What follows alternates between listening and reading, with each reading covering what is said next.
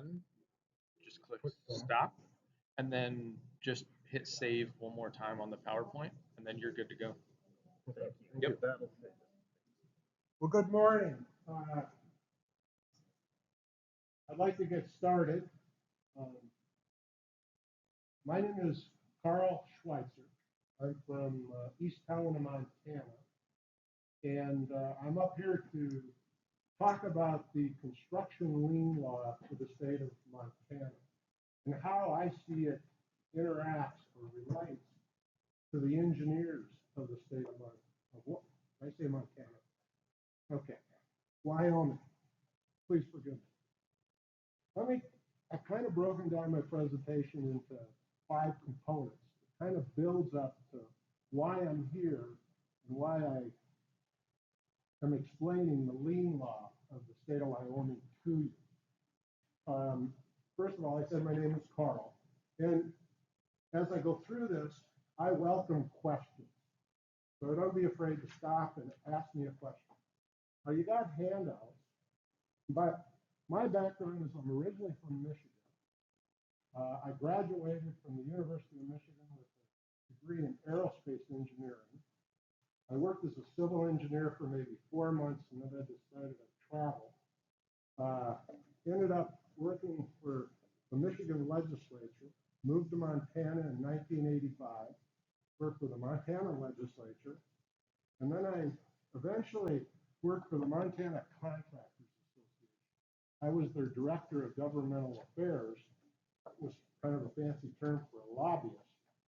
And it's actually in that capacity that I learned about the lien laws for the state of Montana.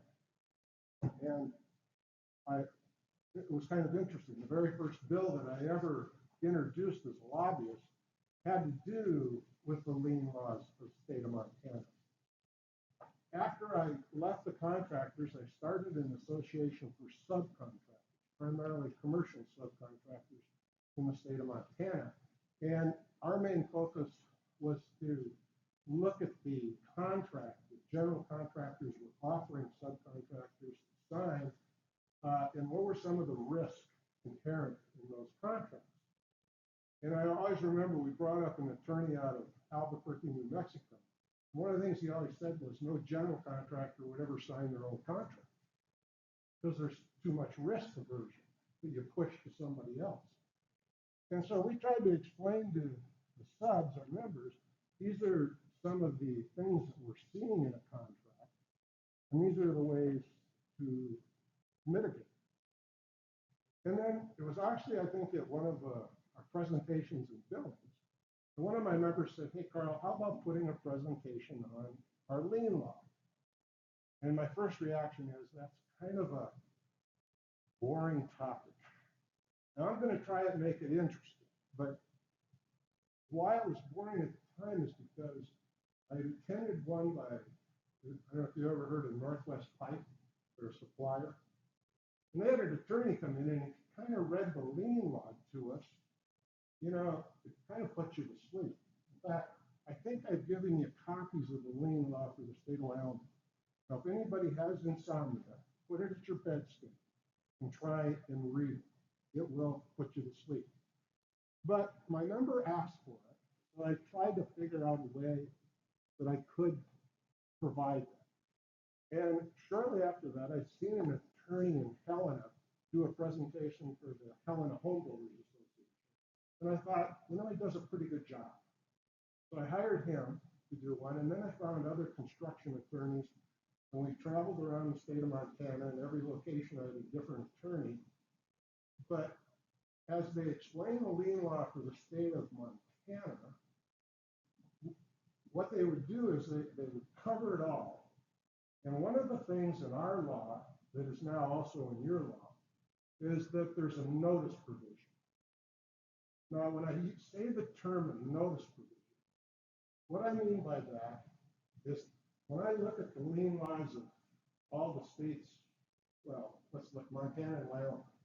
I always look, there's 3 different basic time frames where things have to happen. The notice part, about 2/3 of the states, or the 50 states, have a notice provision. 1/3 done. Montana, Wyoming both have a notice provision. And by that I mean it's a document that must be sent out at the beginning of a construction project to the owner of the construction site. By each state has unique requirements of who sends it out and what types of construction projects. But basically, it tells the owner that we are a provider or a workman on your site.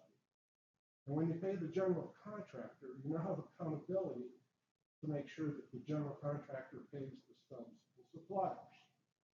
So you have that, and we do in Montana. So that's the first segment of a lien law, the notice. And then at the end of the job, there's actually the lien itself, the process for liening a project. And then the third segment is if you've liened somebody, like in Montana and Wyoming, and I'll cover this in my presentation on Wyoming, there's actually a time frame for a lien to be resolved, either through payment or through forfeiture, sale property of the property. So my member asked me to provide this. We started doing it.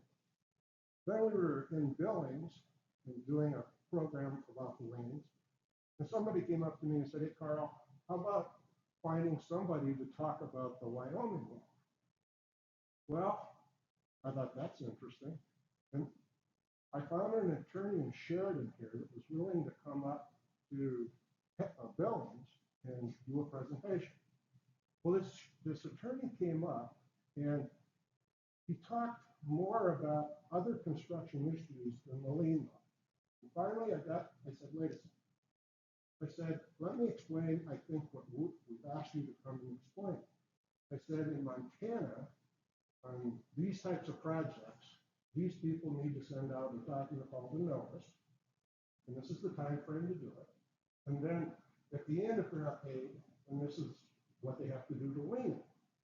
And he said, oh, okay. I said, now, what's the process in Wyoming? He said, okay, well, he said, in Wyoming, we have a notice provision too. Basically, a notice provision is that any sub or supplier nails onto a tree on the site something called a notice. That notice covers everybody's lien right on the job. And so it's kind of like, well, you have to take a picture of it? I don't know. And then he maybe explained, but I thought that's kind of, well, it's kind of cruel. But then in 2010, your legislature changed the lien law. And they actually put in a sectional law called the preliminary notice.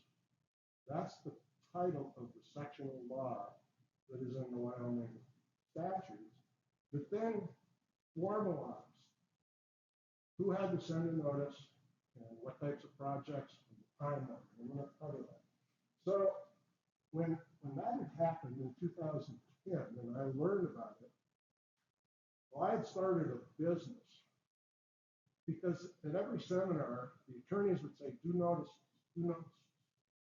Well, not many people did. There were two big lumber yards in the Bozeman area that they had adopted the practice because doing a notice is a protective tool that protects your lien right. And you need to have it, especially if you're a contractor, a sub, or a supplier. And it's the protection that it gives. And it also notifies the owner that you're a creditor on the job. You're supplying materials and services through credit to them. And when the general is paid, they need to be paid also. And so I had learned that there were businesses around the United States that did notices. And because I had worked in the construction industry as a lobbyist and as an executive director of an association, I knew a lot of people in the construction world. And I thought, I'm going to fill a niche for myself. I created a business to do notices. And it took time to build it up. And then in 2010, when your legislature changed your lien law to fit what I do, I decided I would go from being Montana to Montana and Wyoming. So then I expanded around here, and the way I get business is I put on seminars. I've probably put on at least 12 in Sheridan over the past 15 years, probably over 100 in the entire state of Wyoming. So I go and I kind of like a Southern Baptist preacher. I explain to the construction industry, this is what your law says.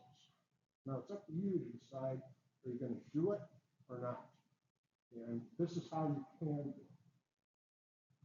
So I started expanding, doing more and more notices. And our business has kept continue to grow. And it's kind of interesting. The past year, I've done more notices in Wyoming than I've actually done in Montana. I think there's two reasons for that. The Montana law is a lot older, and so a lot more people are doing it as I preach it. They either hire me or they go to other services or they do it internally. Wyoming, it was so new that nobody understood it. Your law in Wyoming is the most comprehensive notice requirement law in the entire United States. The most comprehensive law. Now, what do I mean by that? Well, let me first explain in Montana, the only people that have to send out notices in Montana are subcontractors and suppliers on residential construction. They're the only people that have to send it out. In Wyoming, your law says that contractors, subcontractors, and suppliers all have to send out a notice to protect your lien right. And it applies, they don't have any exclusion. They don't exclude commercial. So it's assumed, since they don't have an exclusion to commercial, that it covers commercial and residential. So every contractor, every subcontractor, and every supplier on every private construction job, be it residential or commercial, should be sending out this document that is called a notice to owner. It has two titles. And in the statute that creates it, it calls it a preliminary notice. And then it refers you to a document that the legislature gives you. And when you look at the title of the document, it calls it a notice to owner. So if I say notice to owner or preliminary notice, we're talking about the same thing. Now, when I say the word contract, what kind of vision do you see in your head? When I say that word to myself, I think of somebody that, has 2x4s and drywall and trusses and concrete. They're working on a job. Now, how many of you consider yourself a contractor? Okay, I'm here to tell you you are. Let me pass out. This might be the easiest. This is kind of a summary. I could just kind of shred this. Now, give me one back. Okay.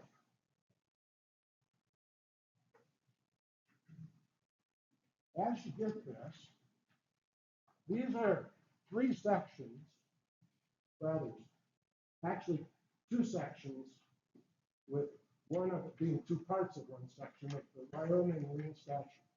The first one is section 2112, is the section of law that was added in 2010 by your legislature that creates this document called a preliminary notice. Section 201, there's 2 parts of 201 that I have chosen to show you. That's the definition section. And in that definition section, there's a definition for a contract. And a contractor means a person employed by and contracting with an owner to improve an owner's property, including an architect, a professional engineer, and a surveyor. In the lien law, an engineer is considered a contractor. And if you are considered a contractor, then I believe that the construction lien law applies to you. Would you agree with that or not? Okay. So that's kind of the connection of why I'm here. To explain to you, first of all, the connection. And then second, all right, so what does the lien law mean? What is the preliminary notice requirements that are inherent in the act? I'm probably going to go through several of my slides here. Our ultimate goal as we service the construction industry is to get people paid. We are not here to increase the number of jobs that you have, but our ultimate goal is to make the jobs that you have completely payable. You receive all that you're owed. And it's my wife and I that is Northwest Notice. We just hired our daughter to be an employee because I'm going to continue to grow. And the other point is, when she comes to our house, she brings the granddaughters over and I get to be with them. So there's two benefits. And I've been doing this in Montana for 18 years, Wyoming for 13, both putting on seminars. Our main business is doing the notices themselves. 2010 legislature revised the state lien law. Major change was to add the preliminary notice section.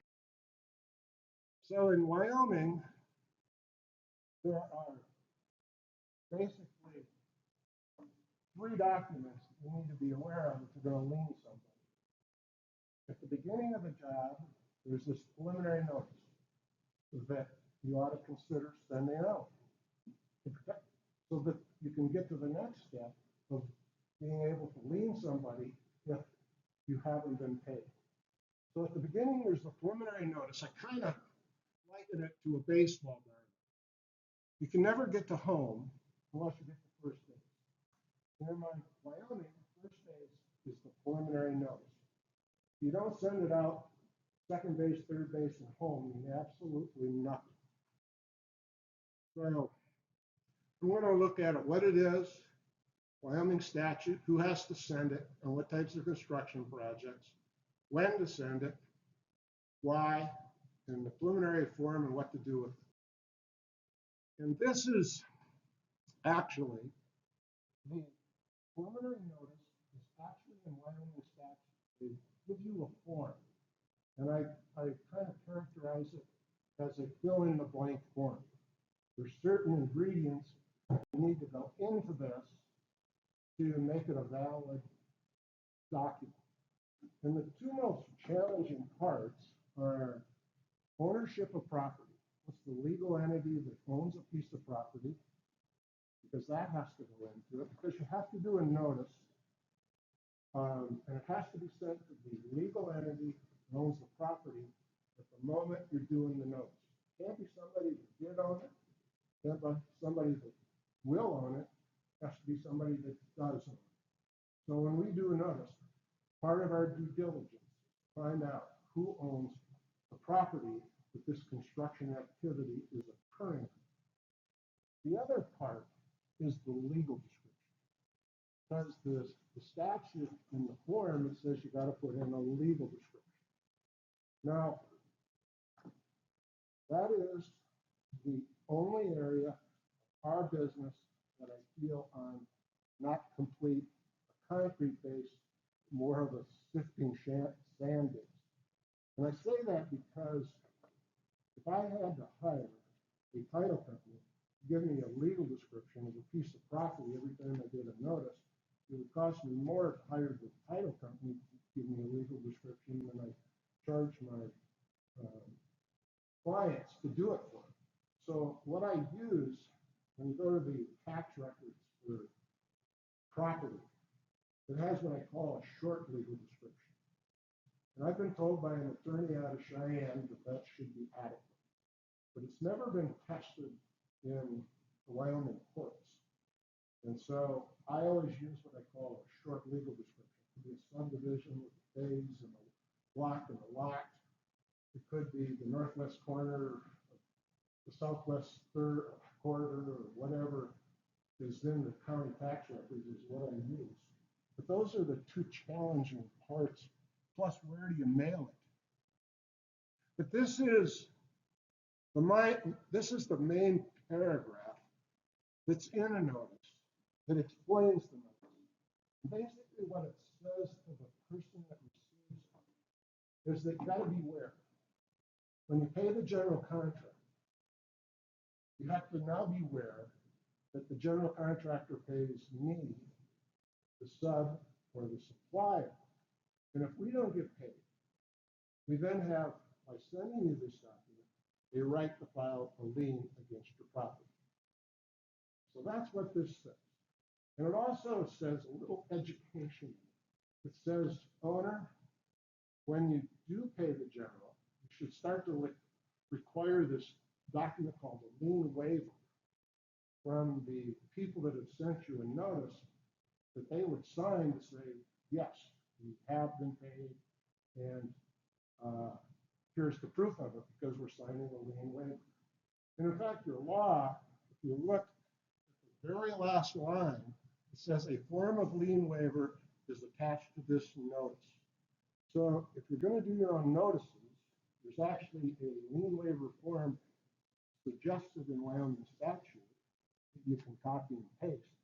So whenever we send out a notice from our business, there could be 2 or 3 documents with pieces of paper to go into the envelope.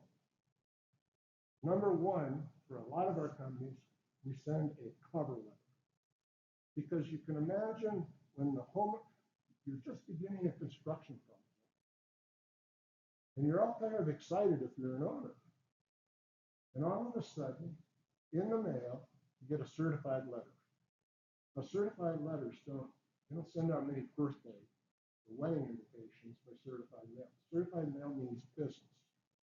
And you open it up, and it says, notice to owner, and then somewhere in there it says lien. And lien doesn't engender warm and fuzzy feelings either.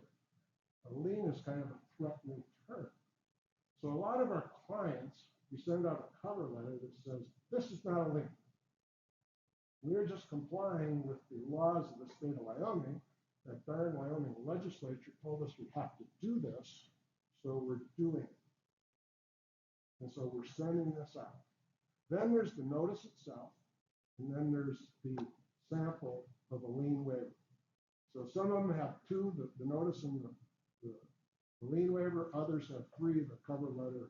That's up to every one of our clients to decide, how much information. Who has to send out a preliminary notice?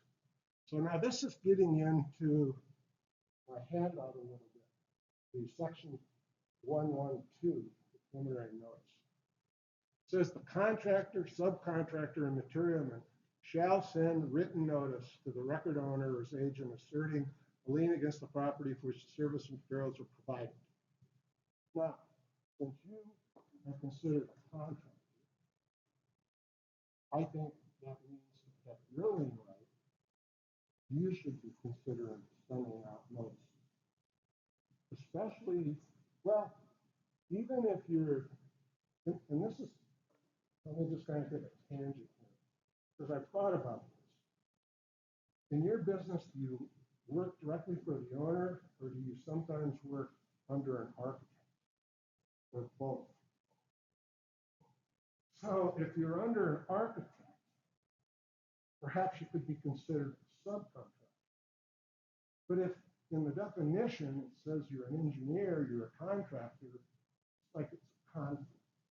And the reason I say that is because there's 2 different time frames for sending out a notice. One for a contractor and a different time frame for a subcontractor or supplier. And I don't know if you're ever working under an architect, how that works. I hate to come with a question more than an answer, but I don't know. Since this law only went in effect in 2010, I don't know if it's ever been addressed in this situation. The court has said one way or the other. Does this make sense?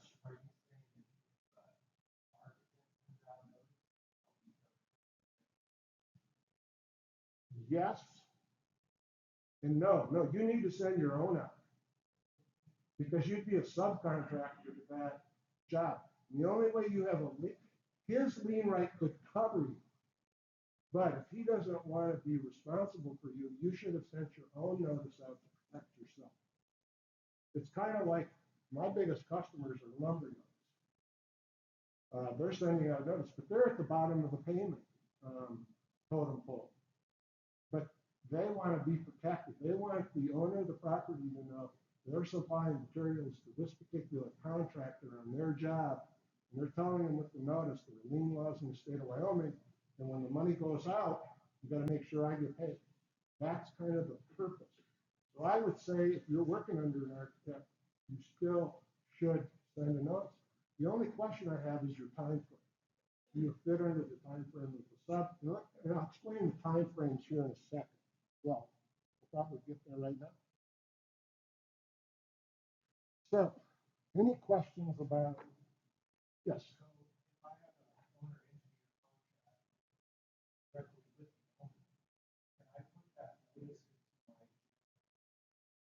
Okay.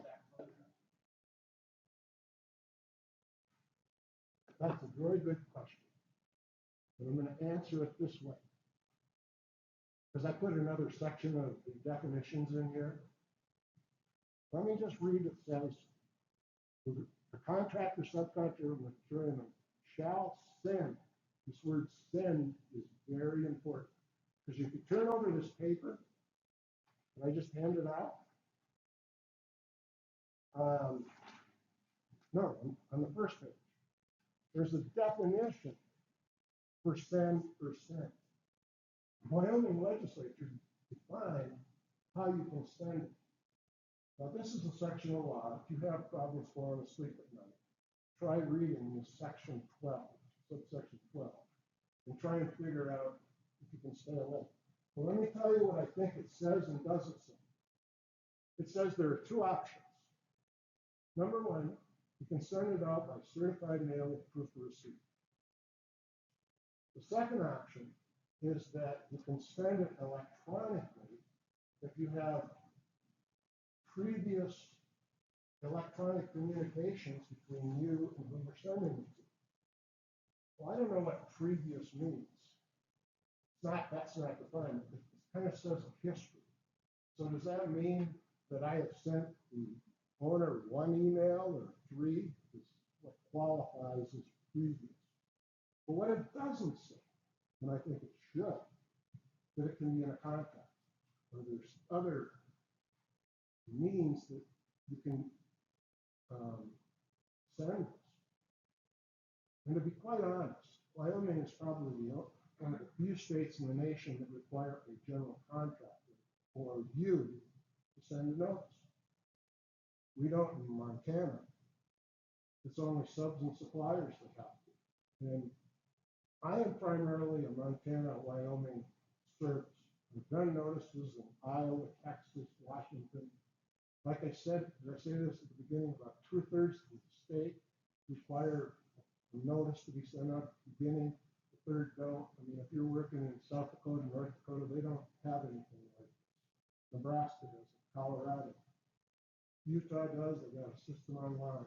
Washington, Oregon, California, they all do. You go further east, they do. But I just focus on Montana and Wyoming. And as far as I know, like ours in Montana, only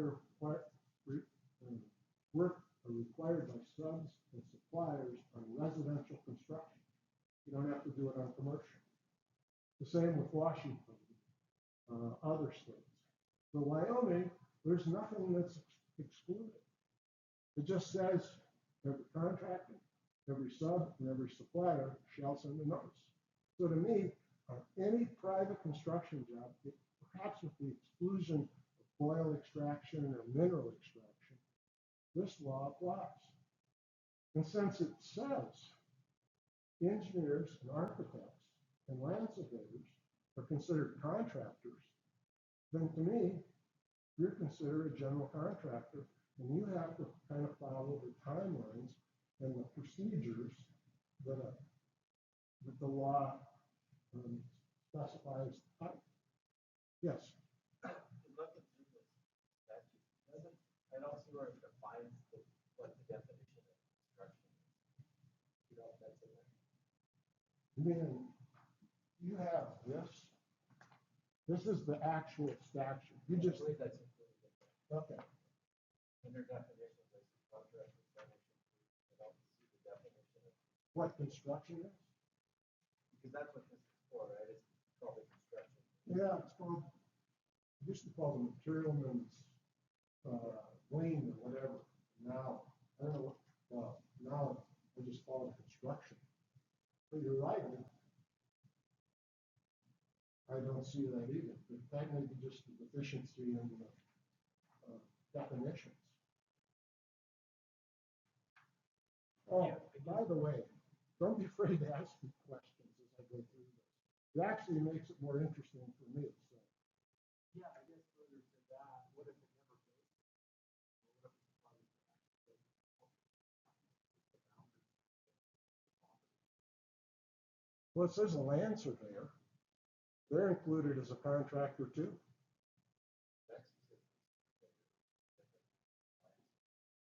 Yeah.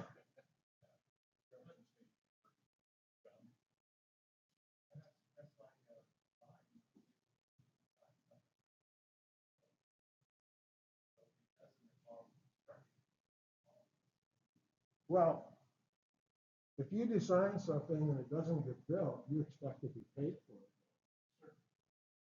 So, in my estimation, you should give a notice to protect yourself so that you then have a lien right against that specific piece of property where you designed something to be built on, so that you could then make a lien claim on it. Even if it doesn't get built, you still have put your time and effort into this. You want to protect yourself. You guys are kind of unique from a contractor. I mean, they usually get a job, a general contractor, and then they hire subs and suppliers, and that's my main focus is to explain to the construction industry, you got a new law in Wyoming, and this is how it applies to you. But since you're defined as a contractor in the definitions, then I think it applies to you too. So that's the purpose of me, at least to present it to you. I guess I can see the problem like we would be involved in the construction as a sub. But you're adding value to that property by what you do. And when you add value to the property, whether the value gets built on it, you still want some way to receive what you owe. So,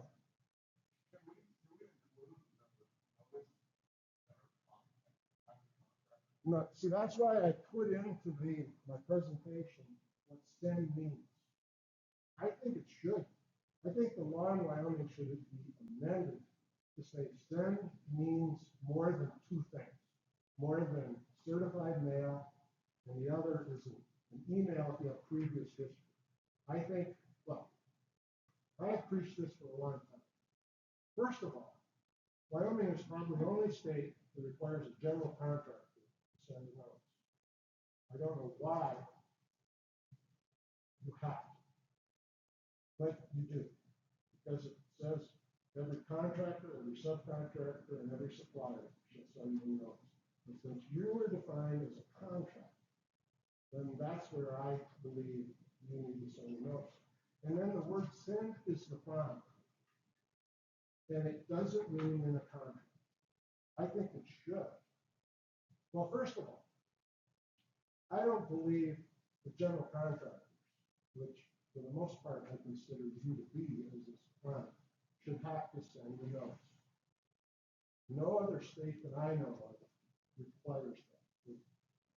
And I haven't worked in a lot of states back east. I've done them in Washington, I've done Iowa, I've done Texas, and Arizona. In all those states, I don't think any of them require a general contractor, which you're kind of defined as, to send a notice. And then it defines how you can send it. So with lien law, you've got to kind of read it literally. You can't just interpret it. Because once you start to interpret it, I think you go wrong. And therefore, I'm saying since sin is defined, and I actually give it to you, and understand that. Right here at the bottom, it says sin or sent means. The legislature in Wyoming defined what send or sent means, and it doesn't include in a contract. Now, I think it should. And I also think general contractors shouldn't have to do it, but until the law gets changed, they have to. So you send the contract, and it has in the contract sent. So I was sent it by certified mail. Well, let me also cover one other aspect of this law for a general contractor, but it's kind of challenging. And I don't know if that's my next slide. All right.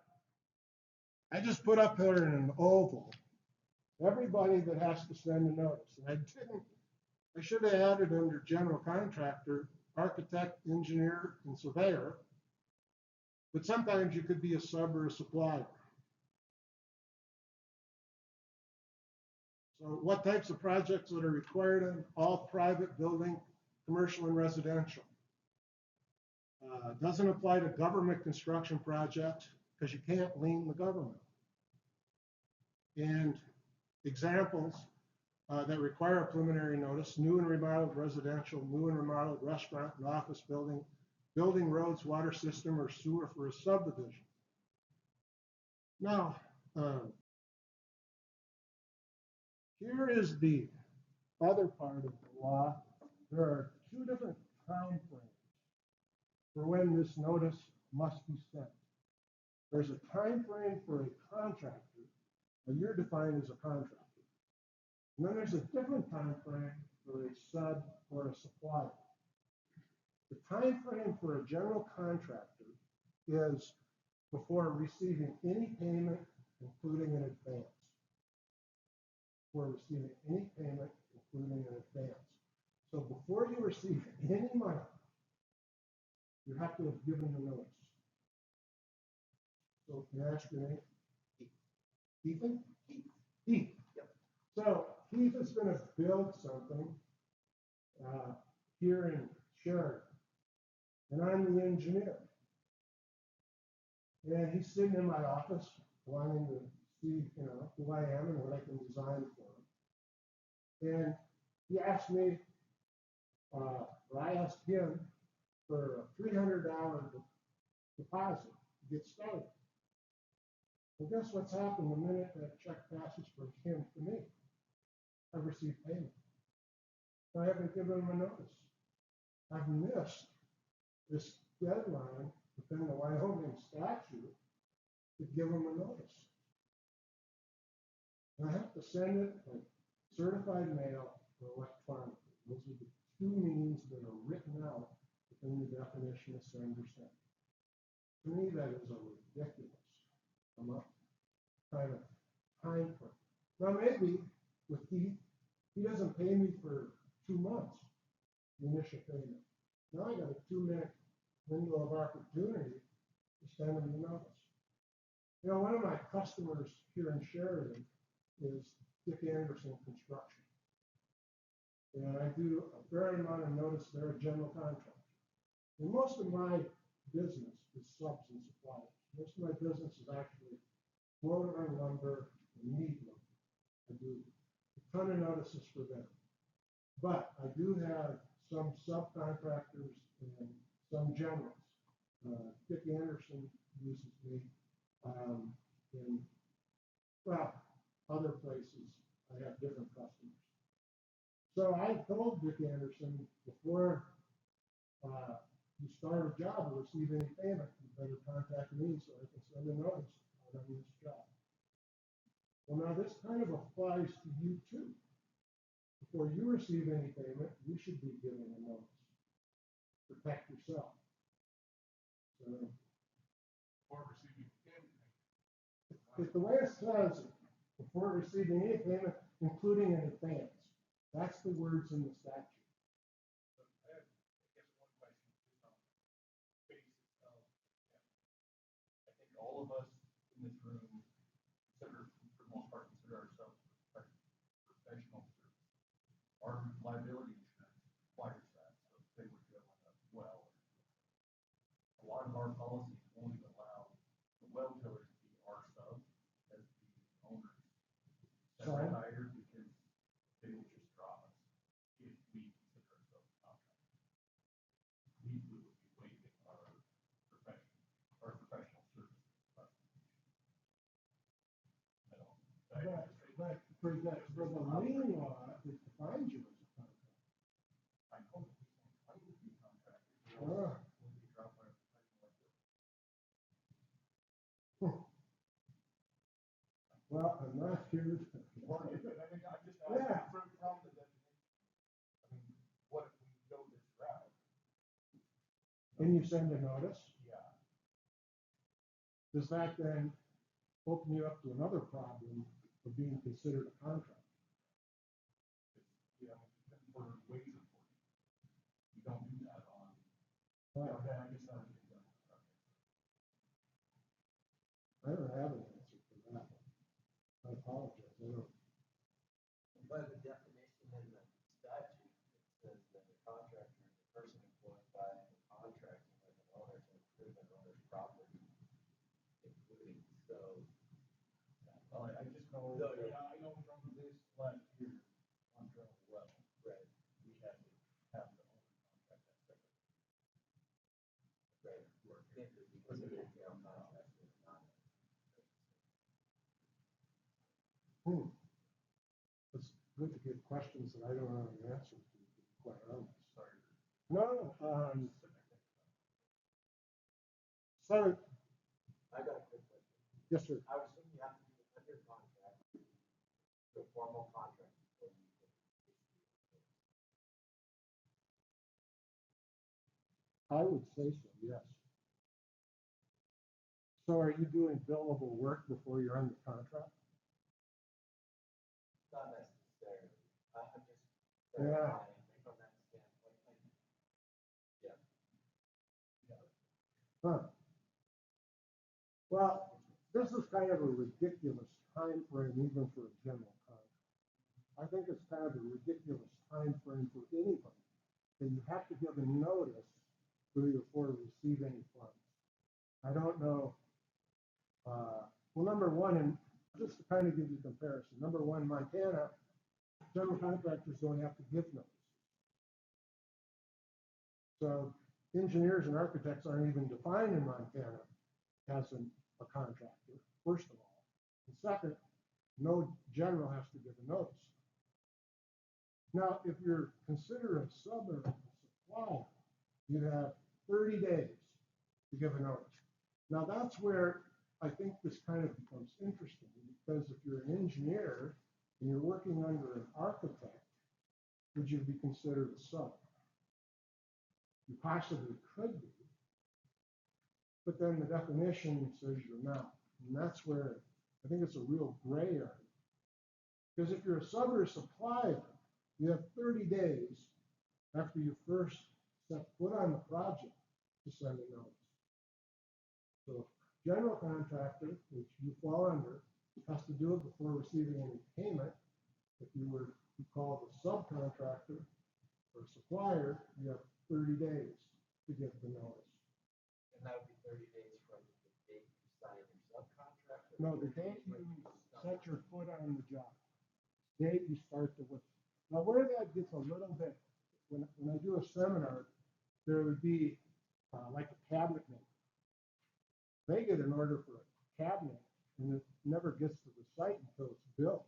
I tell them, you want to send a notice the minute you start building it in your shop, because you want the protection of the lien law. Because what if you build it and the owner says, no, I'm going to Home Depot and getting cheaper cabinets? Well, then if you send them a notice, then you'd have a lien right. A notice is the first step of having a lien right in the state of Montana or Wyoming. How many of you ever had to deal with the lien? Okay. Is it done fairly recently? No? Okay. Because this law got changed in 2010, and to me, the most significant change was that they put in this section to define this preliminary notice.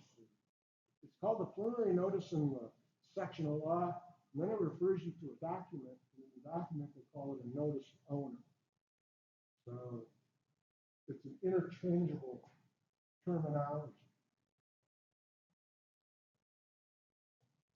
So if you're a subcontractor or materialman, you have 30 days after first providing the services or materials to the construction project to send this notice. And by law, the word send is defined. It says you got to do it by one of two ways. One is by certified mail with proof of receipt. And the second is electronically if you have had previous communications between you and who the owner of the project is. Now, in my business, 98% of the notices I send out are all certified mail because I don't have any relationship with the owner. And there is just a few. There's a company in Gillette called Tri-Mountain Homes. And they build a lot of spec homes in Gillette and Sheraton and Casper. But then there'll be times when they also do a custom home for somebody. And Tri-Mountain Homes is actually a customer of mine. Whenever they do a home in Gillette or, in Buffalo or Sheridan area, they have me do a notice for it as a general contractor. Send it out right away so that hopefully they're covered. And I send it to them electronically through an email because I work with them. They know me and they know when they get it what it is. Everything else I send out by certified mail with proof of receipt. That's what the law says is the two options. Any questions about this at all? Okay. It's either confusing or not. This is what it says if you don't send the notice in the time frame specified. Failure to send the notice required under this section within the time specified shall bar the right of a contractor, subcontractor, or materialman to assert a lien. If you don't send this out, you've lost your lien right.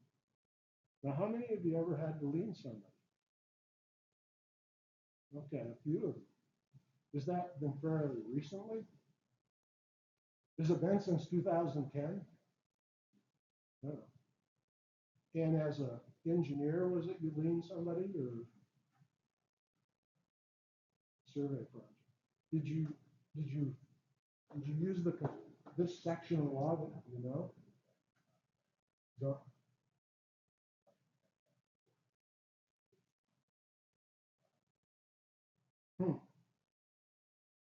Well, I'm just kind of presenting. I mean, you should have copies of the lien law for the state of Wyoming. What I tell people is take those home. If anybody has a problem falling asleep, put those by your bedstand, try and read them. And especially this one of the definition of send or sent. Try reading that, and that puts me to sleep, and I've read it many times. But be it as it may, this is what the lien laws for the state of Wyoming say. And the fact is that you're kind of included in it as engineers, then I believe they apply to you. So, does anybody had any experience with this statute? Okay. Since it just passed in 2010, I don't think there's been a lot of court cases to say, number one, I don't like the means and the time. Well, first of all, I don't think general contractors, when you fall under the definition of a general contractor, should have to send a notice. You have a relationship with the owner. The owner should know if he hires you, he has a responsibility to pay.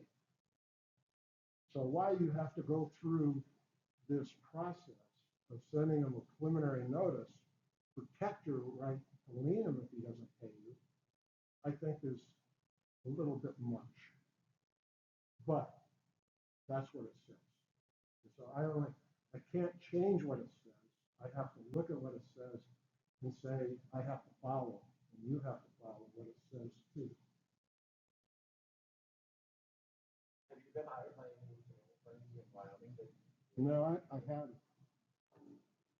Well, I made the same presentation to the architects in September because they're defined as a contractor too. And I haven't had any architects. And to be quite honest, I'm not necessarily looking for your business. I'm here because it says that you're in this law. And I want to make sure that you're not surprised by it. That at some point in time, you realize that within this statute, it includes you within the construction lien statutes. And you need to know it and be aware of it.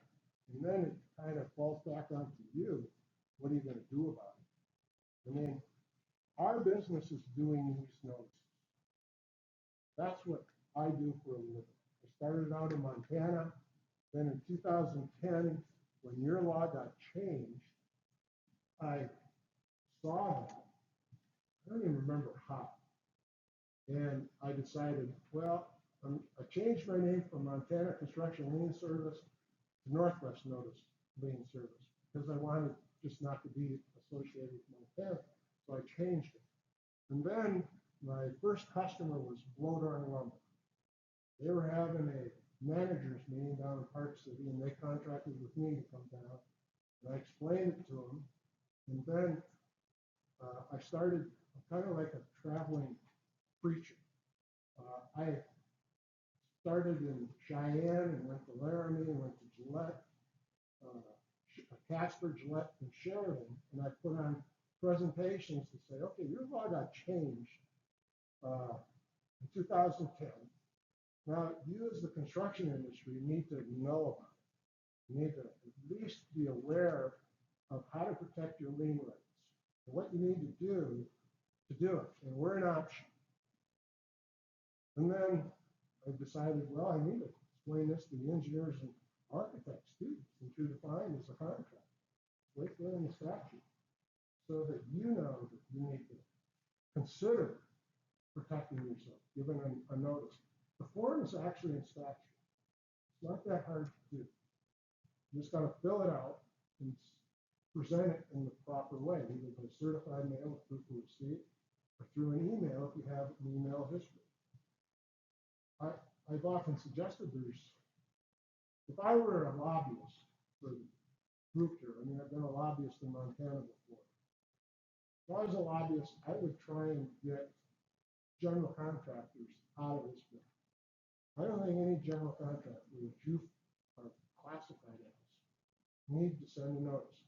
I mean, they're working for an owner, and an owner should know there are lien laws. And if they don't get paid, they should be able to lien it. Now, the subs and suppliers, an owner may not know who they are, and that makes sense. But they should identify themselves through some sort of presentation to then have a lien right. But a general, I don't understand why. And the time frame for a general is really obtuse. Before you receive any payment, including in advance. Well, I can't put a timeline on it. I can't draw that at all. Is there any change in your right to lien, like you're a subcontractor? General not file a lien if what you have. No, there's nothing. You still have your lien right. And that's my business, is basically doing it for lumber yards, subcontractors. I mean, Dick Anderson Construction here in Sheridan and in Jackson, they use me to send the notice out for them. There's a few other, what was the one I just said that I do emails for? They're out of Gillette.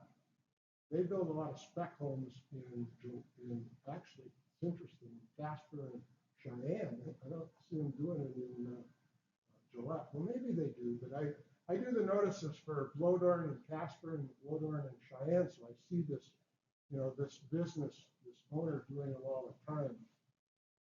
Tri-Mountain is the name of it. There's a contractor, and then they have a different name for the owner of the property, but they're one of the same entities. So I do some notices for general contractors who basically I would consider the engineers to be, since you're defined as a contractor. So I potentially could do notices for you. I charge $43.65 to do a notice in Wyoming.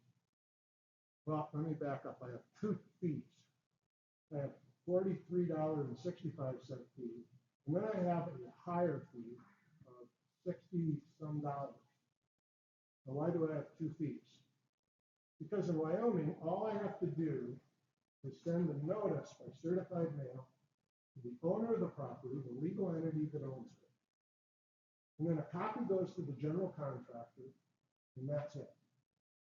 Well, in Montana, our law is similar, but our law requires me to send it to the owner of the property, and I also file it with the county clerk and recorder. Now, under the law in Wyoming, the only people that know that a notice has ever been done is the entity that gets it, owns the property, the person I did it for, and maybe the general contractor, and me. So there's four entities that potentially could know that a notice has been sent. But if I send it to the clerk and recorder and file it on that property, then the world knows that a notice is done. In the world, you want to know that a notice is done are the banks and the title companies. So when a title search is done on that property, guess what pops up? This notice. And the first question a title company or bank has this notice been fulfilled? Has the person been paid to make the notice go away? And to me, that's where the subs and the suppliers have an immense amount of power. Because the answer is either yes or no. Yes, we've been paid, we release it, we make the document go away, or no, we haven't been paid. And therefore, then the lien law, we're potentially going to lien it. But actually, the banks and the title companies, when you do a notice, they treat it as if you lien the property already. They don't like that encumbrance placed upon this legal description, because every bank wants to be in first position. And with a notice, you are potentially, I guess the best way to describe this is if I own a piece of property here in Sheridan, and I went to First Interstate Bank, and I borrowed $100,000 to buy the property. And 2 months later, I hire a contractor to build on it. And then he's going to get subs and suppliers to be part of the construction process. So the owner's going to get a construction loan from First Interstate. And then that money is going to go to the construction industry, or actually to the owner to pay the construction industry to build his house. Well, I always use the example, I get a loan from First Interstate Bank for $400,000 to build my house. Now, this is pretty simplistic. This isn't the way it works, but it's for purposes of an example. And I'd never seen $400,000 before, and I know that if I went to Tahiti and played the roulette wheel, I could double this money, and I'd come back and have to pay for my house and still have more. Well, I bet on black and red came up every time. I lost the $400,000, and now I don't have anything to pay for the construction of this property. But if all the subs and suppliers had sent me a notice, and then they had a lien right, because a notice like I showed in the picture is first base. And if you don't get the first base, you can't get the second, third, or home. So if they sent me a notice, now they have the opportunity to get the second, third, and home and file the lien against my property. And that's kind of significant. The lien doesn't go against a person. It goes against property. A person may be of no value. They're of value, but they may not have any resources. But property always does. So the lien goes against property, which is much more important than a judgment against a person. You could win a judgment against a person, there's no money to pay it. So it's a hollow victory. But with property, you can force the sale out potentially. So that's the beauty of a notice, because when you send a notice and you file it with the county clerk and clerk, and I thought, at first I thought you couldn't do it in Wyoming because your law doesn't talk about filing notices. Like ours does in Montana, it requires it. And at the very first seminar I ever did in Cheyenne, I had an attorney come, title insurance person come, and I said, you know, unfortunately, your law is silent about filing notices. Our law in Montana requires it. And the attorney said, wait a second. The legislature told you, the Wyoming legislature told you you have to do this document. And if you do it, there is no reason why you can't file it. It's I can't think of the term. There was a term that he used. And so I thought, well, in that case, it costs you $12 to file a document in any county in Wyoming.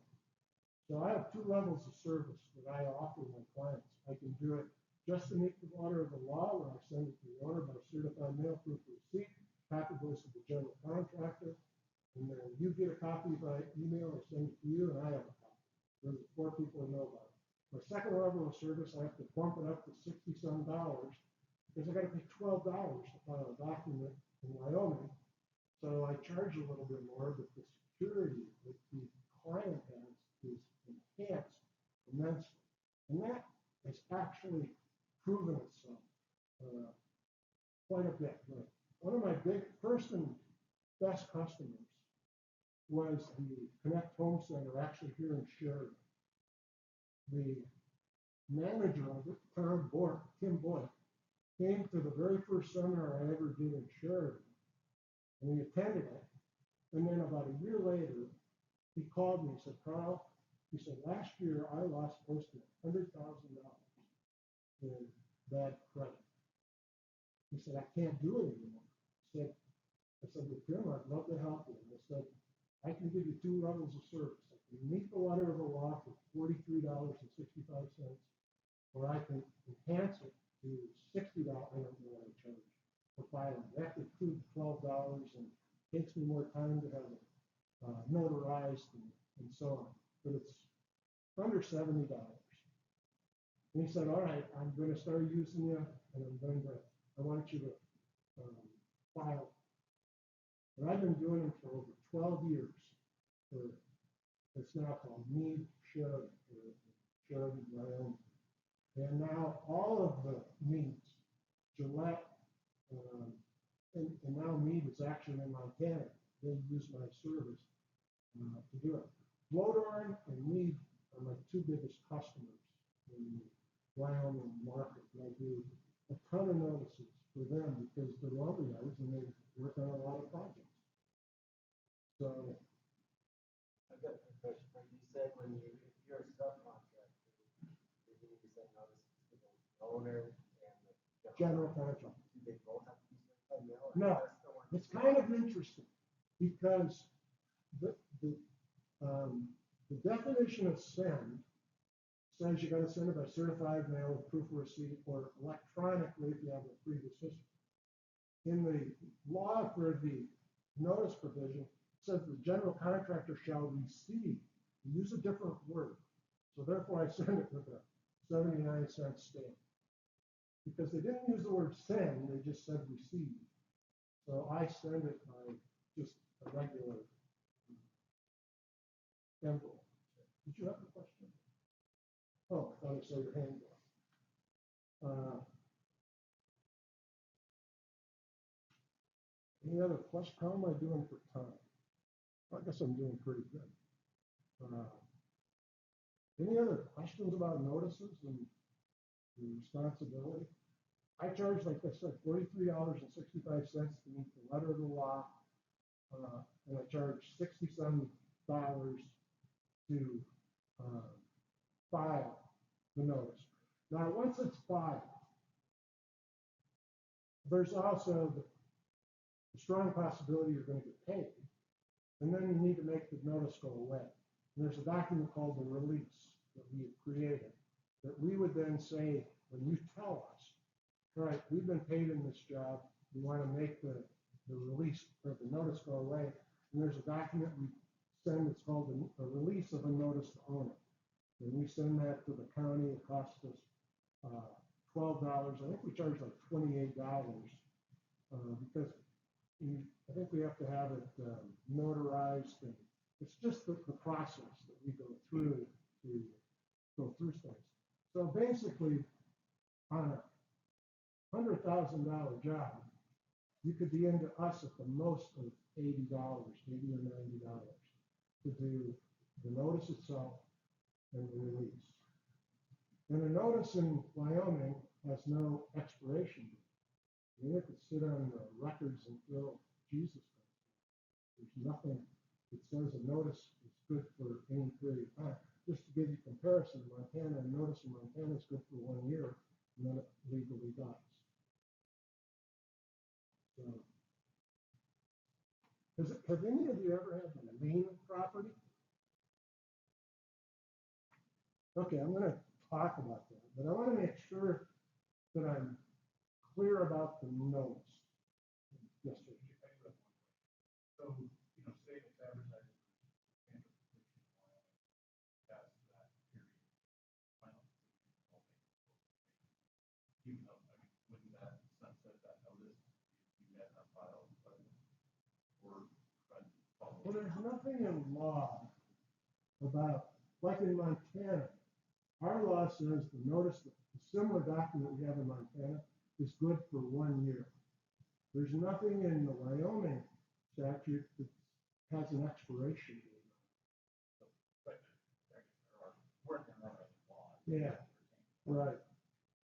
But in reality, a notice is only good till the end of the job plus your time to lien somebody.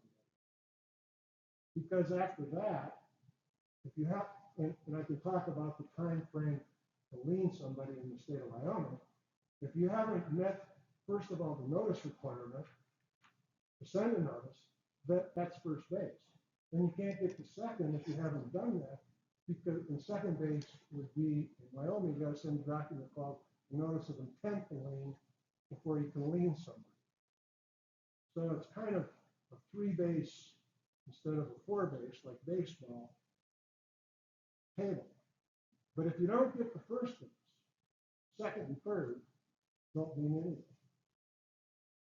So, but in getting the first base, if you're there, and then the job progresses and it gets to an end, then a time frame starts to lien.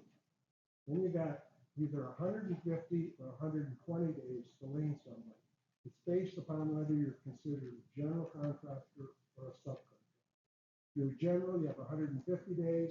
If you're considered a sub or a supplier, you have 120 days to do that. Did that answer your question? I don't know.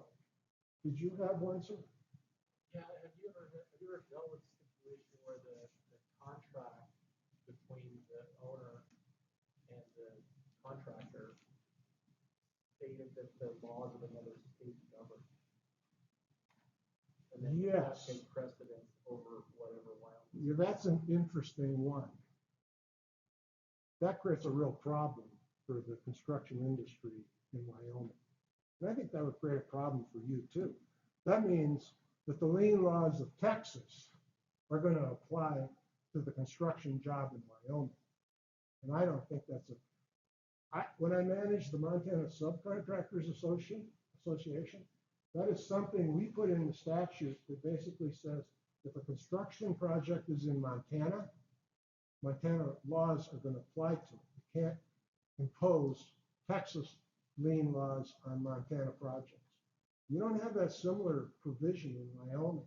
In fact, I had a call from a client in Jackson that got into that situation where all of a sudden the lien laws of Wyoming didn't apply to the job. It was the lien laws of someplace else.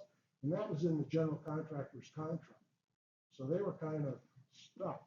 We tried to put in a provision in Montana that said that construction projects in Montana, regardless of what the law said, or the contract says. Montana law is going to apply. And I think that's something Wyoming should do too. And you don't want to be tied down to Rhode Island's lien law, which you have no clue what it is. You want Wyoming to rule and determine, in the courts of Wyoming, to determine the outcome of any construction project in Wyoming.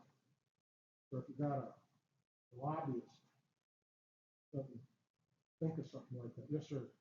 So you said that the lien is associated with the landowner, you know, it's associated with the landowner. By recording your notice, does that limit the owner from selling the property and making it to where you can't file? Yeah, well, I think it does. Because if I'm going to buy a piece of property and somebody's filed a notice on it, now, it depends if the notice was filed 5 years ago. It doesn't mean anything. But if it was filed a month ago, then it does mean something. And I want to know what it means before I would buy that piece of property. Because has the notice basically been fulfilled? Has the person that filed it been paid? Now, there could be 20 subs or suppliers on the job. And if only one has filed a notice, that's the only one you got to worry about, because the other ones don't have a lien right anymore. They didn't, well, I take that back. If they sent the owner a notice and it's not filed, they still have a lien right. But then they're going to have to show that they actually sent the notice. That's why the beauty of filing is kind of nice, because then it becomes a public record that everybody knows who's involved. But that's not the law in Wyoming. You don't have to file it. I offer it as an opportunity, and it's actually proven to the benefit of my customers as they've done it.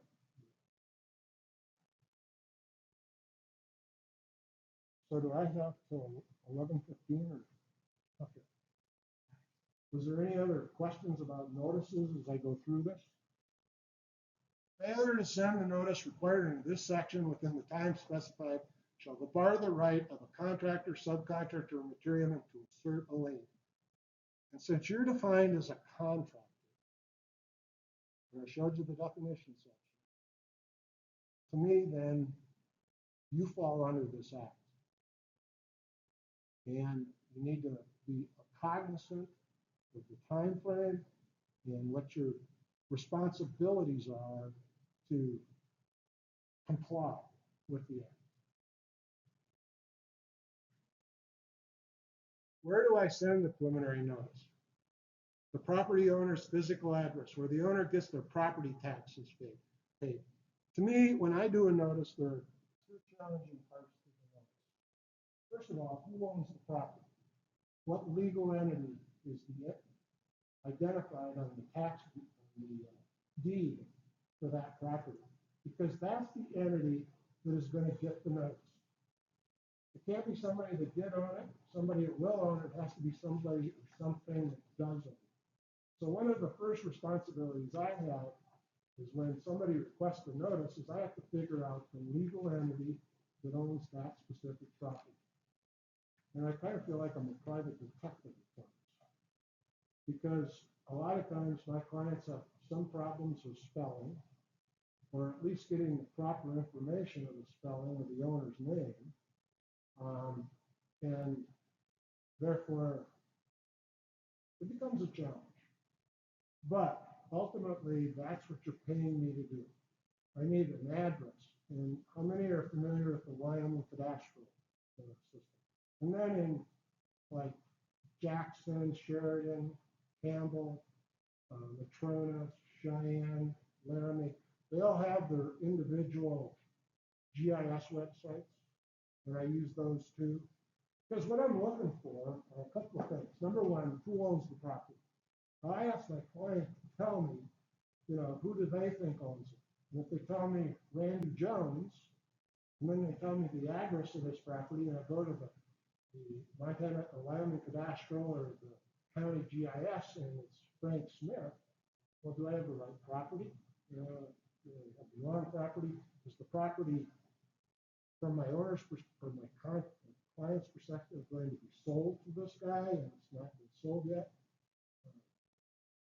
It's much better and it's much quicker when they tell me Frank Smith, I look it up in Frank Smith's owns rather than something else. But I run into it a lot of times. Or they see an address, and sometimes it's not the right address. So I click on the cadastral system around and say, this guy owns something else. I mean, I've learned a lot of techniques about business trying to figure this out. So how does it work if it's, say, a private utility that's only on, nobody there has ownership of it? I've never done one. Well, let me back up. I just did one recently, back in Sheridan County. I can't remember what it was. And I don't remember how I did it, to be quite honest. Because the property isn't owned by me. And what I would probably do in that instance is I would probably send a notice to the owner of the property with a copy of the utility, saying, I'm just kind of trying to comply with the lien laws for the state of Wyoming, and I'll probably send an additional one out. And then what would happen is, how could they lien the property? Because it's an easement. It's kind of like a lease in a way. No. Well, the problem with a leased property is, like, let's say, I'm kind of deviating a little bit here, but let's say that somebody owns a mall in Sheridan, and one of the buildings becomes vacant, and Old Navy wants to move into it. And Old Navy is probably going to lease the building from the owner of it. Well, and the owner of it is going to require that Old Navy is going to have to make any alterations to the property to fit their business. Well, in Montana and Wyoming, in that type of situation, where the owner has delegated the responsibility for the construction of the building, the potential lien goes from the property to the lease. Now, a lien on a lease is of no value. I mean, you lien it, you want to take over the site. And so I don't know if that's similar to the easement like you're talking about. And if you're talking about a utility, sometimes, well, it could be, you got a lot of railroads, although it probably doesn't apply to railroads either. Power plants. It's not probably a question of if you get paid, it's a question of when you get paid. And it may take longer than you'd like, but in reality, they're probably going to pay as long as you've done the job that they expect.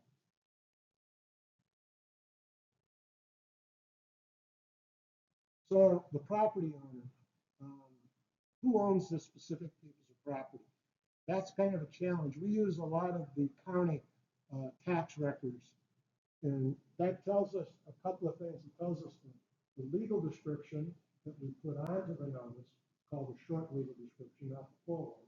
I don't pay a title company to tell me the complete legal description for a piece of property. And then it tells me also the mailing address for the person or the entity that owns that property. And that's where I send all the notices to, the mailing address that would be on the property tax records. And then it also includes a short legal description. Now, the only county I've recently run into a problem with this is Cook County. Because Cook County requires that if I do a notice within, say, Sundance, I can't just put the short legal description. I have to put in it inside the city of Sundance. Now, if it was inside the city of Gillette or Sheridan, they don't require that. But for some reason, Cook County wants me to put inside. If it's outside the city limits, then we're fine with it. But I just got a call that I made a mistake. I didn't put inside the city of Sundance or something in Cook County. I have to fix that.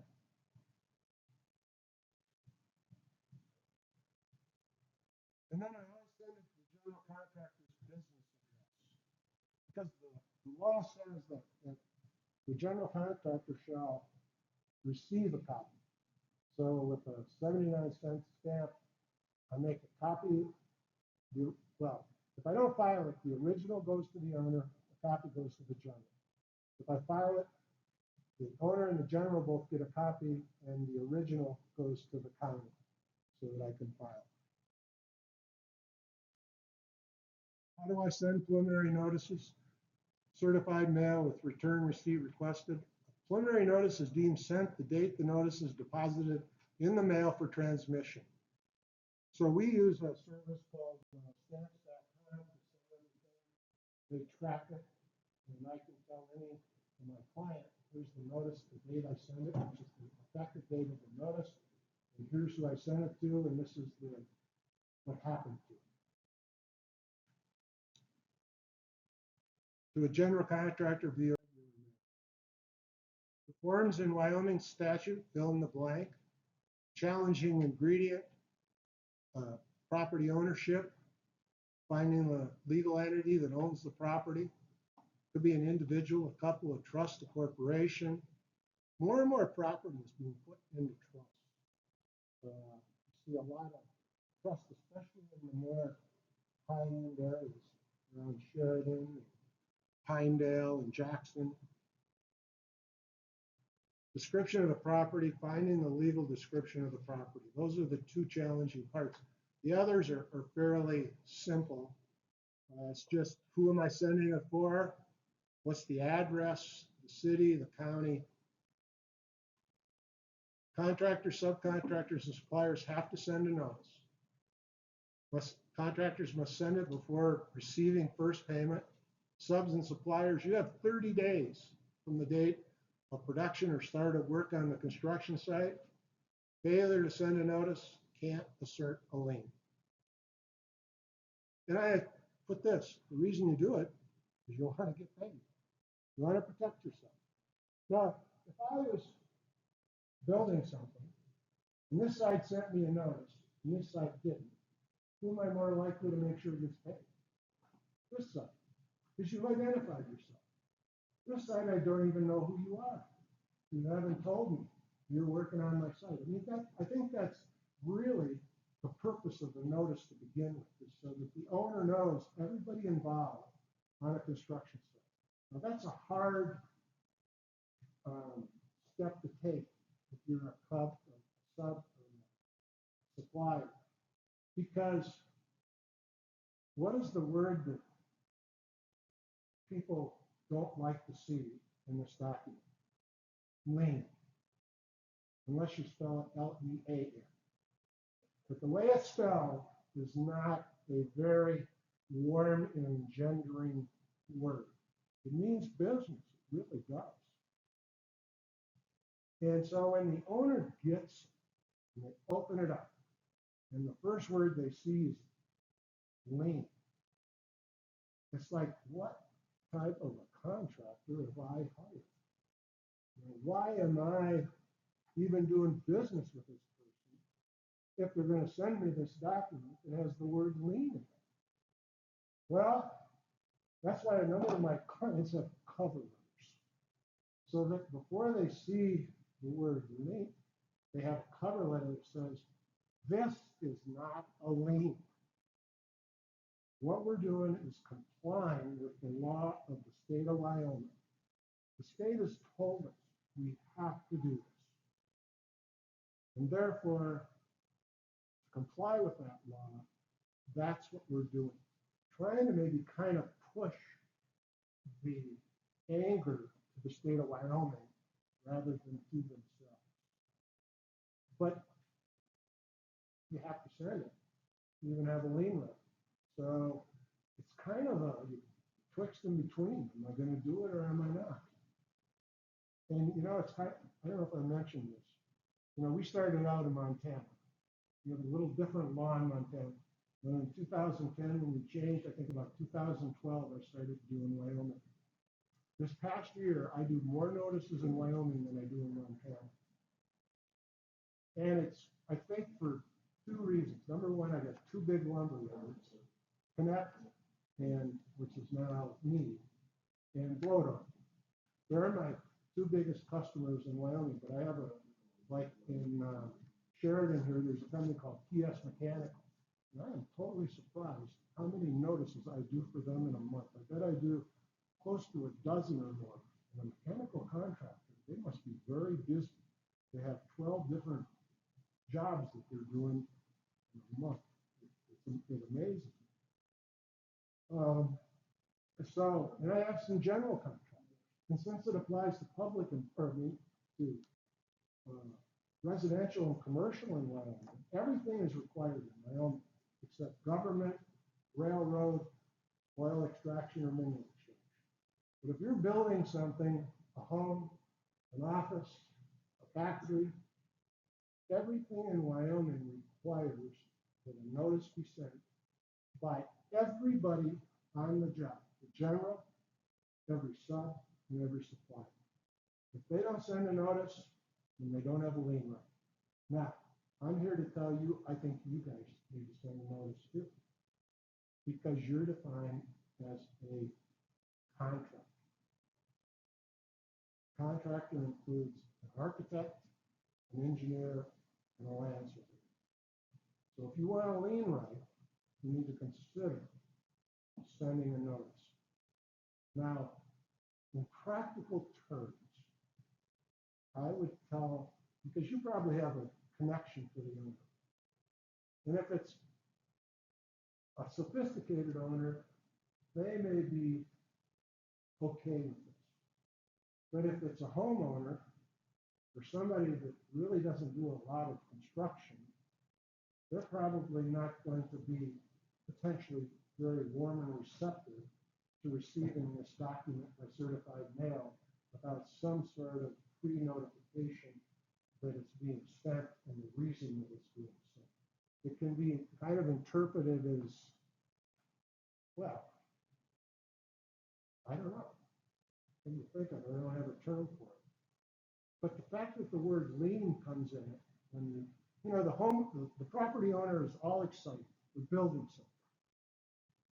And they've hired a contractor, contractors got subs and suppliers, they've hired an engineer and an architect, and everything's going on. And all of a sudden, you go to the post office, and here's a certified letter.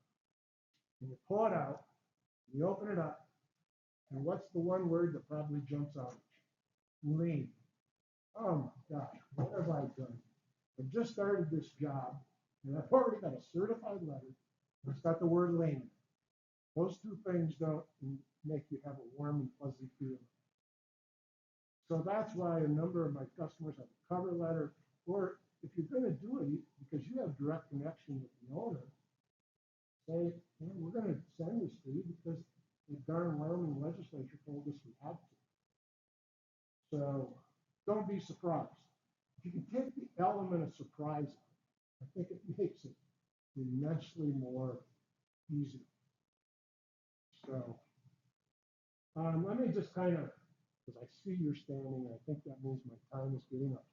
Let me just briefly tell you, all right, you sent the notice, and now you're at the end of the job, and you're not paid. If you're a contractor, you have 150 days after you last worked on the project to file a lien. That's 5 months. So before you can file a lien in Wyoming, there's a document called a Notice of Intent to File a Lien. I kind of call it a threatening letter. And you have to send this, and then you have to wait 20 days before you can lien somebody. Since you have 150 days as a general contractor, it's 120 if you consider a sub to file a lien in Wyoming. I tell people, if you've waited 30 to 40 days after you've completed your work and you haven't been paid, send out this document called the Notice of Intent to File a Lien. It's kind of a threatening letter. It just says, we've worked on your project. There are lien laws in the state of Wyoming. We've complied with them. We expect you to. And if we're not paid in 20 days, we have to and then lien the project. But in the Wyoming law, you've got to give a 20-day period between the sending of the notice of intent before you can lien somebody. But you don't want to wait till the 100th day to do it, or the 130th day. I mean, if you haven't been paid in 30 to 45 days, why not send the notice of intent That gives you a longer period of time to work with the owner, if they're workable, and then the last step is the lien. The final thing is, if you lien somebody, a lien in Wyoming is good for 180 days. So if you lien my property, within 180 days, one of three things has to happen. Number one, I pay you. Number two, you've liened me for $50,000.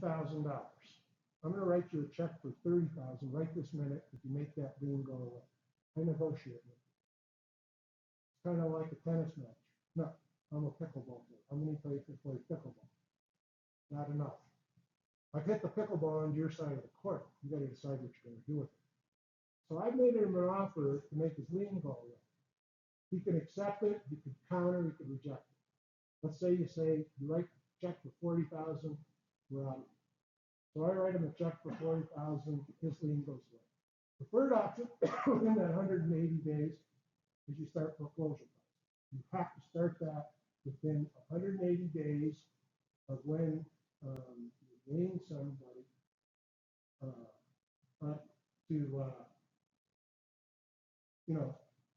keep within the time frame. If you don't start that, if one of those three things don't happen, on the 181st day, your lien is legally dead.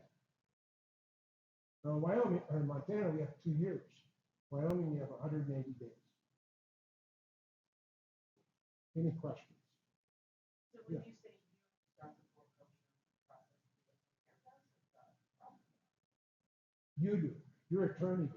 our attorney, Yeah. That's where attorney gets involved.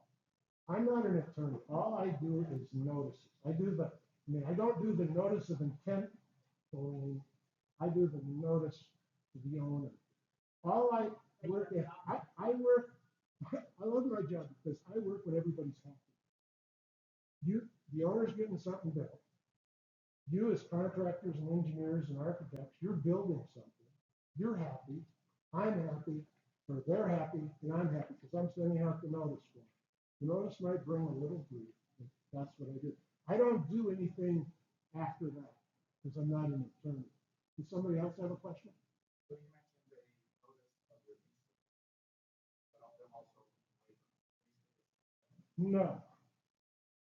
A lien waiver is kind of giving up your lien right progressively, but this is actually creating the fact that you even have a lien right. So what I do establishes a lien. Say that again. Earlier you said that at the end you would send a notice that you are released. Oh, I would send, all right, that would be if I filed the notice with the county.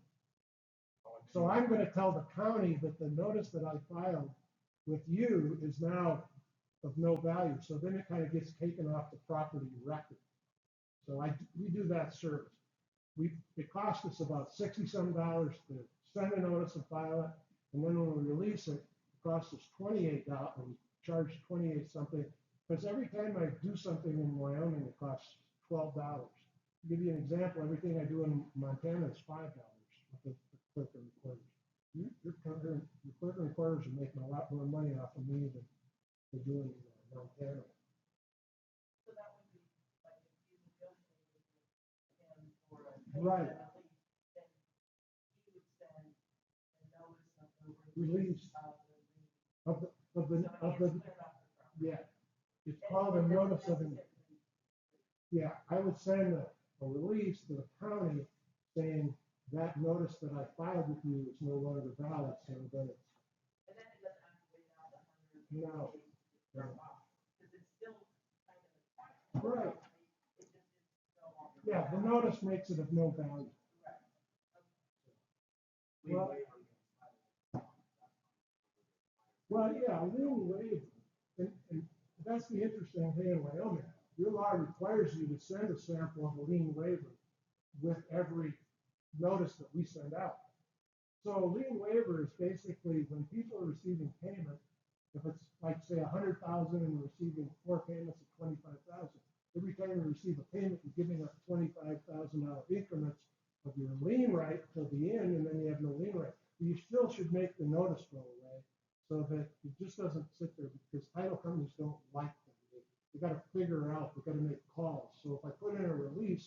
show that my client's been paid, then everything's hunky-dory. I would assume if you filed that waiver or that notice that you're talking about before the 180 days, 150 days, whatever it is, then. I send the notice. What I do is it's all at the beginning of the job. I file the note, I send it because you have 30 days from the beginning of your work to send a notice. So I ask my clients, all right, tell me when you start a job and I'll do the notice right then and there. I send it to the owner and then the signed copy goes to the county clerk and recorder. I have 2 levels of service in Wyoming, the basic service and then the filing additional on it. So, well, thank you for I think you're the one that asked me or allowed me to come, and I appreciate that. I hope what I said makes sense to you, because you guys are in the law. And you can take a look at the statute, the definition, it says engineers. So, if you want to think about it, try and get out of it, or, I have a lot of ideas, but I'm not a lobbyist up here to change this law. And I've never understood why the Wyoming AGC doesn't change it. There's also another group in Laramie, there's a non-AGC group that I told them they need to change it too. There just doesn't seem to be a lot of, I don't think there's been a lot of court cases. And I don't think a lot of people have been burned yet. As soon as enough people get burned, then I think changes are going to happen. And this could, let me just say, you maybe don't have a lien right either if you don't send a notice. So you want to be careful.